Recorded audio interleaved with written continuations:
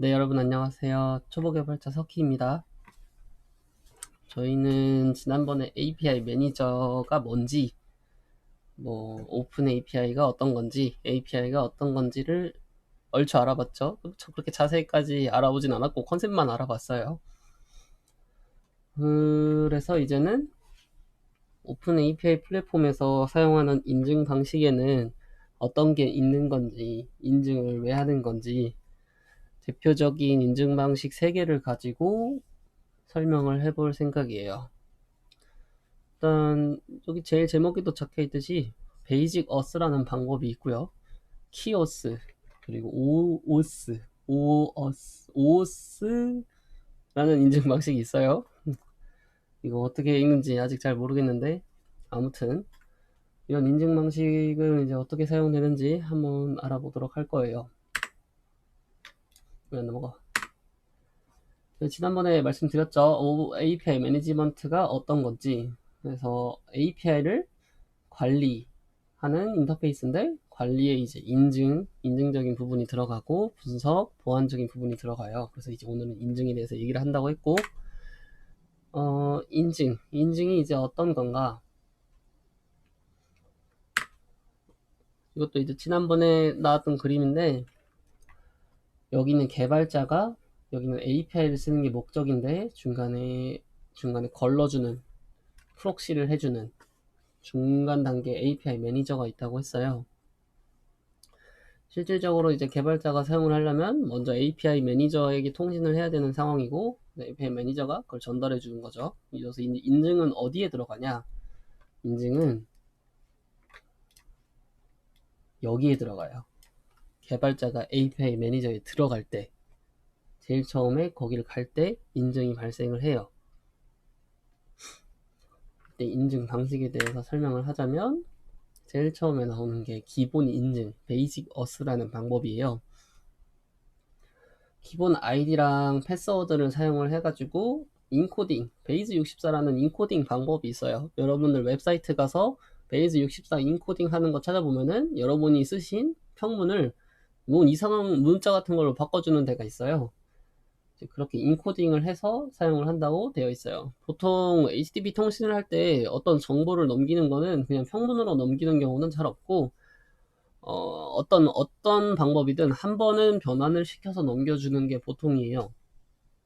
그래서 여기 같은 경우에는 기본적으로 베이즈64 인코딩을 해서 사용을 한다고 하는데 이거 디코딩 하는 것도 되게 간단해요. 인터넷에 그 베이즈64 인코딩 하는 거 사이트가 있는 곳이면 디코딩 하는 것도 같이 있어요. 그래서 그냥 사실 평문이랑 별반 차이가 없는 것 같은데 실질적으로는 왜 쓰는지는 저도 아직까지는 잘 모르겠어요. 일단 뭐 쓰겠다니까 뭐.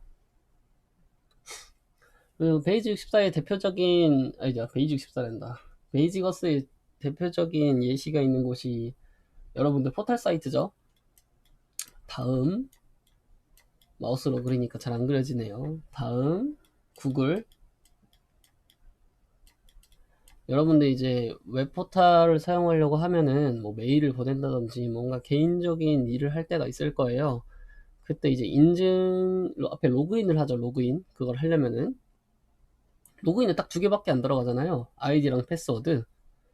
이 2가지를 가지고 하는 게 베이직 어스예요. 되게 간단하죠. 이거 2개를 베이직64 인코딩으로 그냥 보내버리기만 하면은 알아서 데이터베이스랑 비교해서 인증해가지고 넘겨버리는 거예요. 되게 간단한 그런 예제죠. 베이직 어스는 그걸로 끝이고 키 인증 방식이 있는데요. 키 인증 방식은 베이직 어스보다 더 간단해요. 더 간단한데 이제 베이직 어스가 아이디랑 패스워드를 줬다면 키 어스는 그냥 키를 주는 거예요. 특정 사용자에게 너는 이 키 값을 발급을 해줘가지고 이 키를 요청을 보낼 때 같이 넣어서 보내주는 거예요. HTTP 요청을 할 때 슬쩍 한번 끼워가지고 파라미터에 넣건 헤더에 넣건 그리고 베이직어스 같은 경우에는 보통 헤더에 많이 넣어요. 보통 헤더에 authorize라는 헤더를 authorization 혹은 authorize라는 헤더를 같이 보내고 뒤에 베이직 이렇게 보내고 뒤에다가 인코딩한 내용을 붙여가지고 헤더에다가 넘기는 경우가 보통이고, 키 인증 같은 경우에는 얘를 이제 키 값의 이름이랑 값을 파라미터에 넣어주거나, 파라미터 혹은 헤더에 같이 넣어서 주는 경우가 보통 일반적인 경우예요. 뭐 다르게 쓰려면 또 다르게 쓸 수는 있겠죠, 만들면. 근데 보통은 다 저렇게 쓰고, 뭐 키 인증은 이게 다여서 별로 설명할 게 없네요.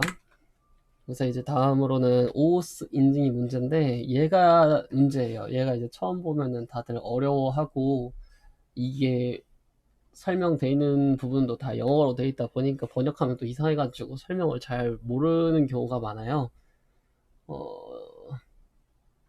얘 같은 경우에는 기본 인증 프로토콜인데, 웬만한 회사에서 오픈 API 플랫폼을 사용한다고 하면은 인증 방식으로 이걸 사용할 정도로 굉장히 대중화가 되어 있는 인증 방식이에요. 실제적으로 어떻게 사용을 하느냐라는 걸 뒤에서 이제 보시면은, 제가 간략하게 그림을 한번 그려봤어요. 이 그림조차도 굉장히 단순하게 그린 거고, 인증에서 뭐 얘가 키값이 제대로 왔네 확인하고, 뭐 확인 안 될 경우 뭐 어떻게 되고, 이런 걸 다 빼고 모든 게 다 확인이 된다. 인증 키값이 틀린 게 하나도 없고 억세스 토큰 발급받은 것도 틀린 게 없다라는 가정을 두고 굉장히 단조롭게 그린 그림인데, 물론 더 자세하게 설명을 드릴 수는 있지만 처음부터 그걸 들으면 굉장히 어렵기 때문에 전 되게 초보 개발자분들을 대상으로 하잖아요. 그래서 기본 일단 컨셉을 하고, 나중에 이제 콩이나 WSO2에 대해서 자세히 다룰 때 그때 가서 더 설명을 드릴 예정이에요.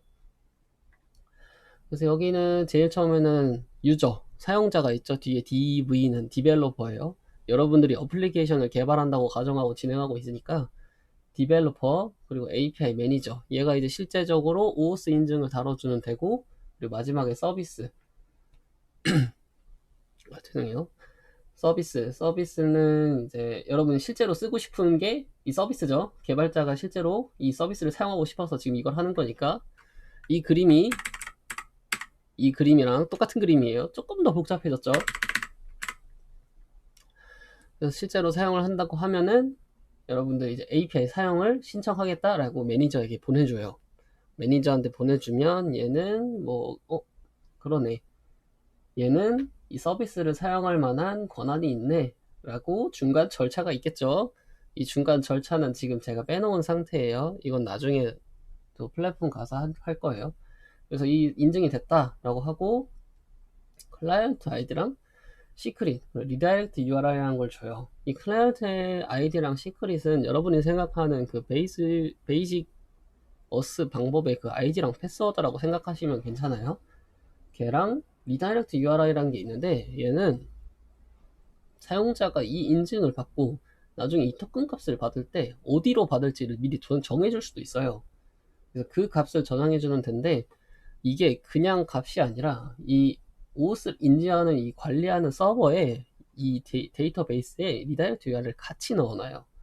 얘도 클라이언트 아이디나 시크릿처럼 그냥 인증으로 사용되는 어떤 값 중에 하나인 거예요. 이게 한 세트예요. 한 세트.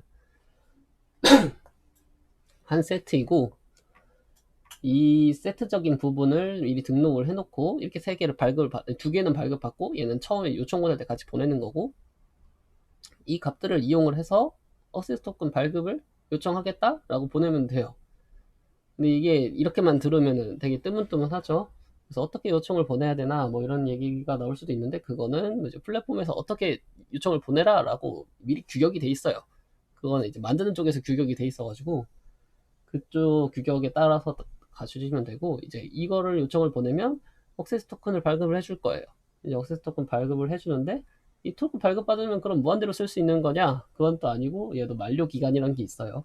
만료 기간은 보통 2시간으로 잡혀 있고, 2시간이 지나면은 이 토큰은 뭐 리프레시 토큰이라는 걸 사용을 해가지고 다시 재탕을 해서 사용을 하거나, 아니면은 이 위의 과정을 다시 거쳐서 새로운 토큰을 발급받아서 진행을 할 거냐 라는 거는 이제 오오스2 인증 방식에서 이제 그랜트 타입이라는 걸로 따로 지정을 해줄 거예요. 이거는 이제 좀 더 세분화된 내용이라서 다음에 다룰 거고, 억세스 토큰이라는 걸 발급을 해서 사용을 하고 이제 이걸로 이제 요청을 보낸 거랑 응답을 받은 거 여기까지 오면은 여러분은 이제 이 API를 사용을 하는 거예요. API를 사용을 해가지고 여러분들이 하고 싶은 뭐 API 골라가지고 사용할 수 있는 겁니다. 네, 이상 오늘 영상은 여기까지고요. 오늘도 틀린 부분이나 질문 있는 부분이 있으면 댓글로 달아주시면 제가 또 열심히 답변을 해드리겠습니다.